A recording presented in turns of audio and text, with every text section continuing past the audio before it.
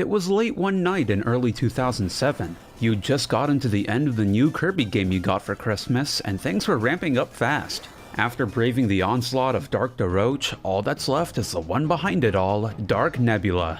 And wait, was that it? It barely took any hits from the triple star. Surely that was just another fake out and there's an even stronger phase, right? Well, there's the credits, so it doesn't seem like it. If you've ever beaten Kirby Squeak Squad, it's pretty likely that you've experienced some form of that scenario. It's a fight that ever since the game came out has become a notorious stain on the game as one of the most anticlimactic finales in the series. The question is, what exactly is it that makes Dark Nebula the absolute worst final boss in Kirby? You might lay blame on the triple star, but in truth, it's only an accomplice to the veritable slew of poor game design choices that make up Dark Nebula. Now, to be able to fully illustrate how flawed of a fight Dark Nebula is, especially as a final boss, I should first show what a good Kirby boss looks like in comparison. And in an effort to be as fair as possible, I'll limit myself to just Kirby Squeak Squad. Appearing right before Dark Nebula and created by the same devs, Dark Daroach is a fine example of a solid fight. To me, I feel there's two core factors that are a must for late game bosses like these, providing a suitable challenge and allowing the player to use said challenge to their advantage. As later game fights are meant to test what the player has learned throughout playing, the fight should absolutely be challenging. Here, Dark Daroach achieves this and then some through a barrage of fast-paced attacks. If it's your first time playing, or even if you know the fight and don't stay on your toes, he'll chip away at your health before you know it.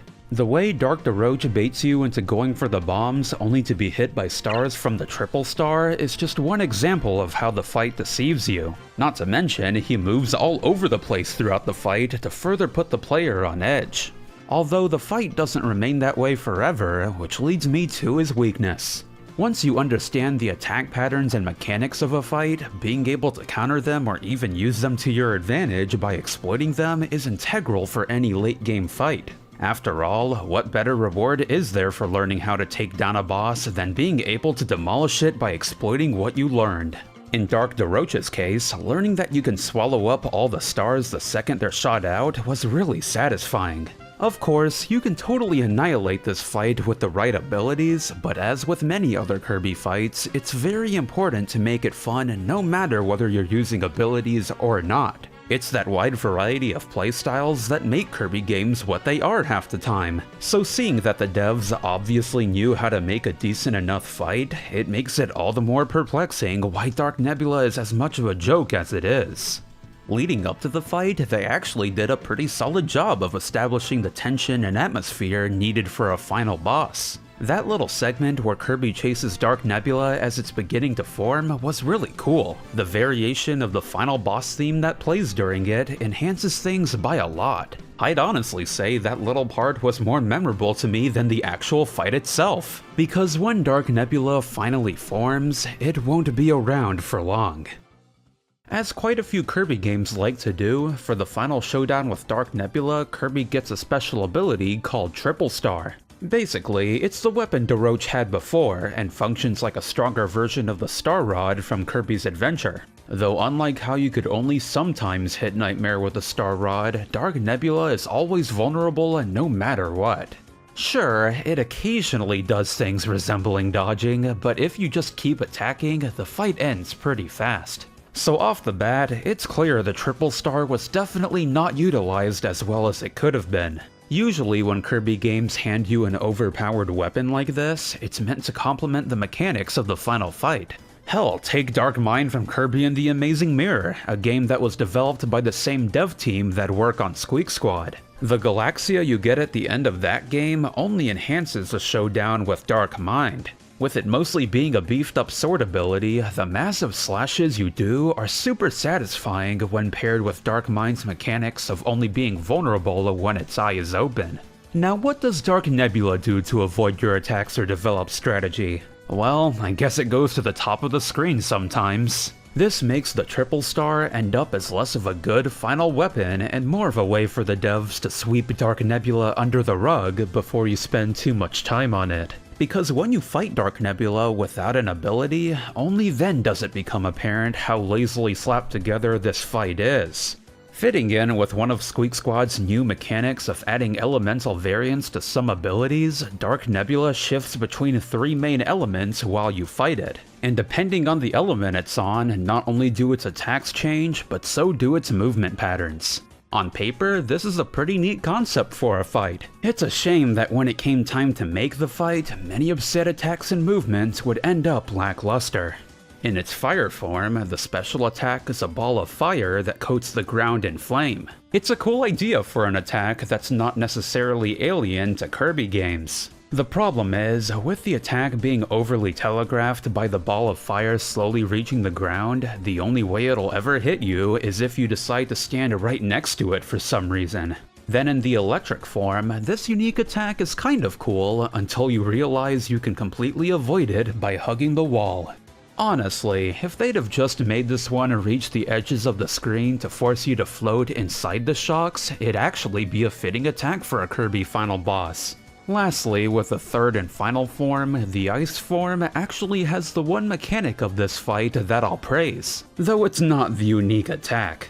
With it consisting of Dark Nebula slowly moving across the screen as it fires a beam of ice, this is another one that you can once again completely avoid by standing still. In fact, this attack in particular is probably the most annoying of all. You see, while you probably wouldn't see this much if you demolished it with the triple star, Dark Nebula has a tendency to repeat attacks back to back. Normally, this wouldn't be so bad, as bosses don't tend to take forever to complete a single attack. That is, most bosses that aren't Dark Nebula, since it'll just continue to throw out the same patterns over and over, expecting a different outcome. With the ice beam taking so long, I found myself getting bored while it continued to do the same slow attack over and over. Not to mention, it leaves ice physics behind, everyone's favorite. However, this does lead me to the one thing I'll semi-praise. Almost as if this fight is taking advantage of putting you to sleep, Dark Nebula will often go from doing the ice beam to the ice movement pattern that's just moving in a circle across the screen. And since the beam pushes you into a corner sometimes, it leaves you wide open to be rammed by Dark Nebula when it suddenly moves down. Sure, you can easily avoid this by just dashing to the other side the second it finishes shooting the beam, but this does qualify as some strategy built into the fight. It's really just about the only strategy there is. As for the other two movement patterns, they're pretty bare bones.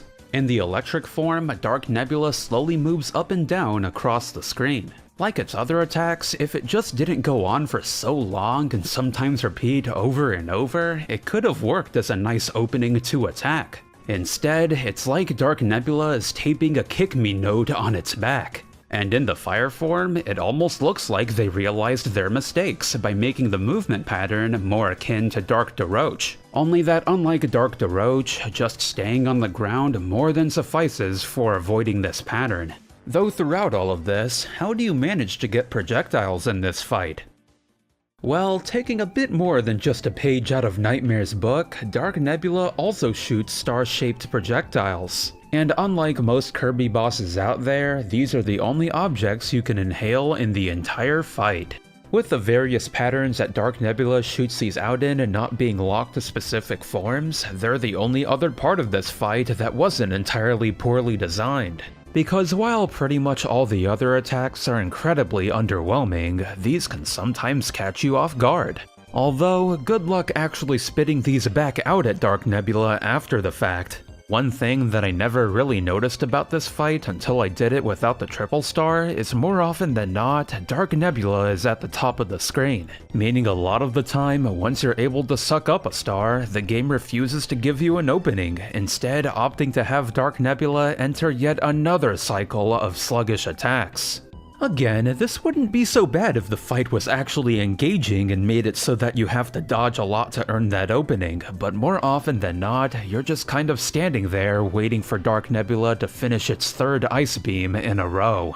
Going back to Dark Daroach, that fight actually does exactly this excellently. A lot of the time, when you suck up a projectile in that fight, you're not immediately able to attack due to Dark Daroach erratically moving around. So along with keeping track of Daroach keeping you engaged, it makes it all the more satisfying when you manage to land a hit amidst the chaos. With Dark Nebula, it's less of that and more like you're waiting for a delayed bus. You know it'll arrive eventually and take you where you want to go, but at this point, you're getting sick of waiting and just want to get it over with. You know, the exact atmosphere you want to create for your game's finale. No wonder they made the triple stars so powerful. I doubt the devs even enjoyed this fight. The saddest part is that with a few tweaks to both the attacks and patterns of Dark Nebula, it could very well have been a worthy final boss for Squeak Squad. It doesn't have to be that much more difficult either.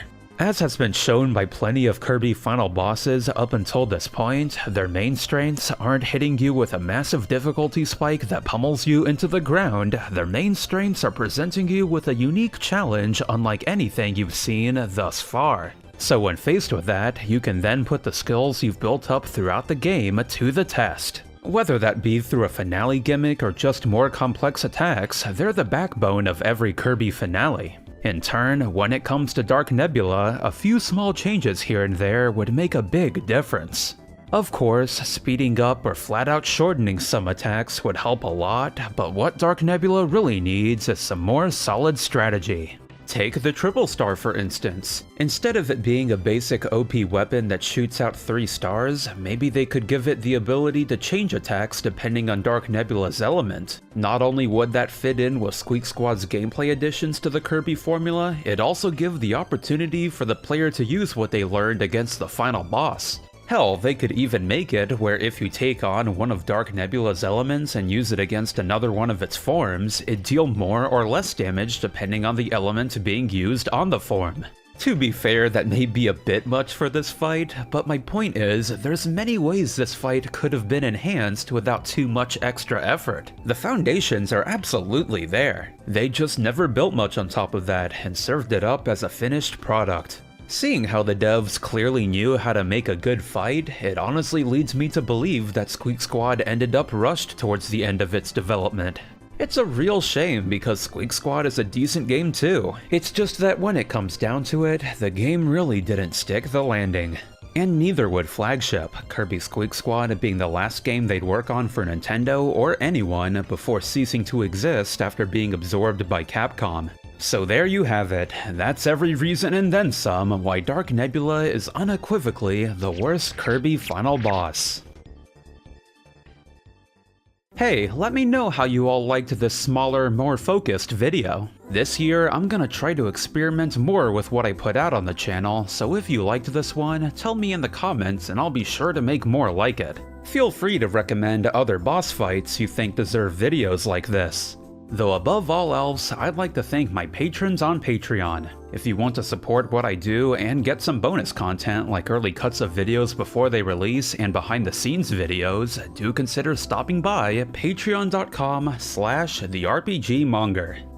By the way, sorry if my voice sounded slightly off in this video. As you all probably know at this point, I've been recovering from double jaw surgery these past few months, and while I'm nearly completely recovered, the remaining numbness in my bottom lip messes with my speech a bit. But don't worry, I'm doing fine. Thankfully it and what little swelling is left in my face will continue to subside over the next few months. So that being said, I'm the RPG Monger, and don't forget that each and every one of you are fantastic.